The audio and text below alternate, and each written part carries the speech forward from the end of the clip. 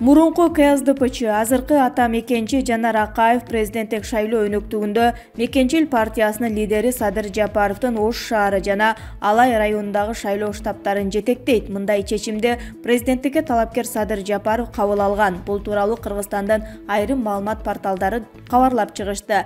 Азыркы учурда Жанар Акаев бул маалыматка тиешелүү эч кандай комментарий бере элек. Эсиңиздерге сала кетсек, буга чейин Садыр Жапаров Чүй областындагы шайлоо штабын жетектөөнү активист Мелис Аспековго тапшырган. Ал эми Нарын областындагы штабына мурунку ата мекенчи, азыркы бир болчу Алманбет Шыкмаматовду дайындаганы айтылып келген. 15 ноябрь күнү саат 15:00 Бишкекке Өзбекстандан самолет менен гуманитардык жүктүн келиши күтүлүүдө.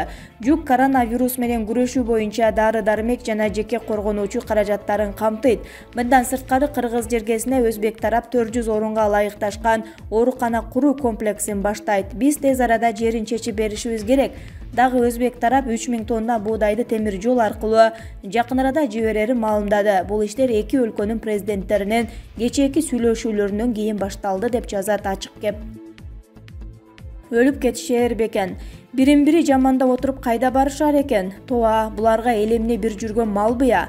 Элдин баары иштебейт дегенибе? Элди алдай берсек ишене берет дегенибе? Элдин көзү көрбеле. Эфирге чыктыңбы өзүңдү макта. Президент булам деп чыгып жаткандан соң алдыдагы программаларыңды айт. Келечектен кеп кор. Болушунча макта өзүңдү, жакта өзүңдүн позицияңды, уникалдуулугуңду көрсөт.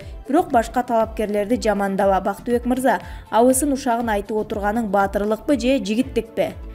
Ушул эфирден соң сага мен келечегимдин тезгинин карматайынбы, ишенейинби, добушумду берейинби? Эфирге чыгып алып күпүлдөп оозуңдан көйүк чыккыча башкаларды жамандайсың. Туурабы ушунуң? Эл баарын байкап көрүп турат. Эски баякы кулакка жагымдуу сөздөр азыр кемчилик кечпейт эгер билсең. Эфирге чыгып башканы жамандаган талапкер кантип элди башкарат? Бизди эки-экиден чабыштыргандан башка колунан бир нерсе келеби деген күмөн ой кетти эфирден соң. Кечээ эле Садыр Жапаровдун апасынын жаназасында жанын кейип, Сабырага сиз тазасыз, сиз менен 6 миллион эл бирге, сынбаңыз, акыйкат жеңип чыгат, сиз болгону саясий оюндон курмандыгысыз, сиз түрмөдө эмессиз, биз менен сиз ар дайым сиз деп көп сөздөр сүйлөп алып, эми бүгүн мен бекта эмесмин, мен зекта эмесмин деп отурганына жол болсун. Кечээ эле сиз аксыз деп, бүгүн кайра зексиз деп, бетиңе Бабановду кармап менде бет бар дептерсиз. А Садыр Жапаровдун Бабановду качырбай, куугун туктабай сүйрөп түрмөгө салбаганы, анын 5 баласынын каргышына калбай, ырайымдуулук менен гана жеген миллиардтарды төлөтүп алайын деген аракети сен үчүн бети жоктукпу? Өтө коркунучтуу, кекчил, көкпет, ырайымсыз Атамбаевден ашкан адилетсиз, зөөкүр болчу ажуу экендигиңди ушул эки сүйлөм менен эле көрсөтүп салдың го, же жаңыламынбы? Анчалык акылдуу, анчалык Кыргызга күйгөн жан болсоң ары кетпейин жок дегенде ооруканага бардыңбы? 5 октябрь күнү жарадар болгондордон кабар алдыңбы? Аянтта эл бири менен бири төбөлөшүп жатканда кайда жүрдүң? Пандемияда эл кырылып жатканда кайда болдуң? Карантинде түпкү катмар ачка жатканда кайда жүрдүң? Текебаев менен бир эмесмин дептерсиң. А бирок мен сенин бардык аракеттериңден ошол адамдын жоруктарын жана сапаттарын көрүп турам го эмнегедир. Аркаңда анчалык күч болбосо талапкерликке, агитация иштерине, кооз эфирлерге мынча каражат кайдан деп ойлонуп кетип жатам.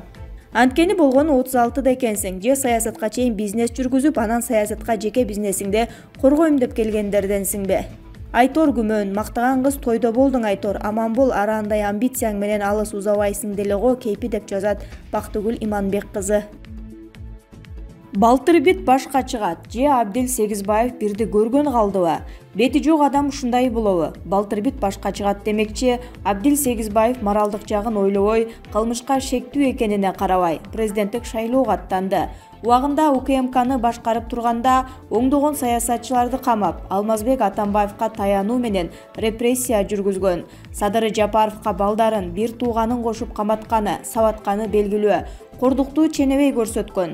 Өмүрбек Текебаев, Дүйшөнкул Чотонов, Бекболот Талгарбеков, Бектур Асанов, Кубанычбек Кадыров, Дастан Сарыгулов, Эрнест Карыбеков, Тойгонбай Калматов, Канатбек Исаев жана башка коомдук ишмерлерди түрмөгө тыктырып, саясий куугунтук кылганы эсибизде. Ал эми Кой Таш окуясынын астында Атамбаевка күйүмүш этип, бука союлганда жетип барып тымызын бийликке иштегени жалганбы?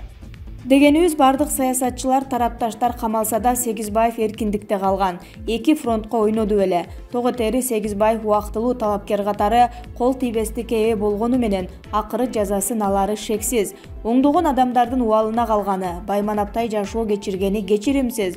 Мыйзамсыз баюу беренесин буга колдонсо да жарашмак. Мамлекеттик жогорку кызматтарда жүрүп эсепсиз байлыкка кайдан жетти?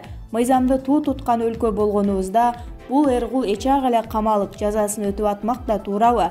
Тилекке каршы амбициясын ашынтып, эми президенттик шайлоого талапкер катары катталып, коомчулуктун кыжырын кайнатып отурат. Бирди көргөнү калдыбы деп жазат Аруа Кейжи. Равшан Жээнбеков бийлик үчүн баш оору жараткан эки талапкердин бири. Иттин уулу Байгарадан баштап салаваттуу саясатчыларга чейин президенттик күрөшкө аттанышты. Басымдуусу жөн эле чыгып алгандар. Алар соодалашууга, саясий упай алууга максат коюшса, кээ бири оорунун айынан оолуккандар да, туурабы? Негизинен 5 саясатчынын ортосунда таасирдүү атаандашуу болсо, көрүнүктүүсү Равшан Жээнбеков экени талассыз. Каарманыбыз эмнеси менен артыкчылыктуу? Мамлекеттик бир катар жогорку кызматтарда иштеген, тажрыйбалуу жана билимдүү. Эң башкысы Равшан Бабырбекович көптөгөн жылдар бою оппозицияда жүрүп, эр жүрөк күрөшчү экенин далилдеген. Соңку жылдары бийликтин куугунтугуна кабылып, жалган жала менен 1 жылдай түрмөгө отуруп чыкты. Сынган жок, чыйралды. Саясий туткун катары жабыркаганын эл аралык коомчулук тааныган. Бул чоң көрсөткүч. Ал кайсы бийлик болбосун сунуш, сын пикирин ынанымдуу чагылдырып, демократ саясатчы катары позициясынан тайбай, коомдун өнүгүшүнө салым кошуп, үлгү көрсөтүп келди. Реалдуу турмушта атаандаштыкты электен өткөн эриктүү талапкерлер жаратат эмеспи? Төгөрөгү төп келишип турат. Айтмакчы, Равшан Жээнбековдун электоратын кичимекени болгон таластыктар эле эмес, Кыргызстандагы жалпы прогрессивдүү, билимдүү адамдар түзөт. Бул катмар көпчүлүк карапайым калктын маанайын өзгөртүүнү эске алышыбыз керек. Дагы бир олуттуу маселе каражат эң башкы ролду ойнойт. Ал ушул жагынан аксабаса, анда бийлик үчүн баш оору жараткан эки талапкердин бири болмокчу деп жазат Аруа Кейжи. Армения премьер-министри Никол Пашинянга кол салуу болду. Арменияда премьер-министр Никол Пашинянды өлтүрүү аракети болуп, өлкөнүн улуттук коопсуздук кызматы кырсыктын алдын алууга жетишкен. Бул тууралуу атайын кызматтын сайты жазды. Маалыматка ылайык, кутумдуу бийликке каршы топтун адамдары уюштурган. Алар армиян башкармалыгын жетекчисиз калтырып, бийликке келүү максатын көздөгөнү айтылат.